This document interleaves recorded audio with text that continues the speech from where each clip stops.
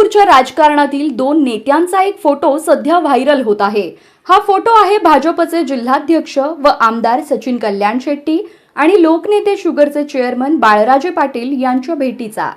बाळराजे यांनी कल्याण शेट्टी यांची भेट घेतली आहे। या भेटीत मोहोळ आणि संपूर्ण सोलापूर जिल्ह्यातील विकास कामांवर सविस्तर चर्चा झाली।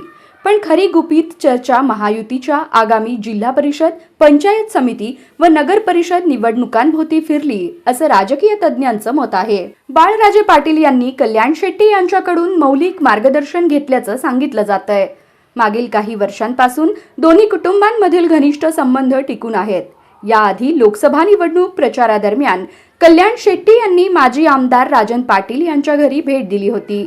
त्यावेळीही बाळराजे पाटील यांनी त्यांचं जंगी स्वागत केलं होतं।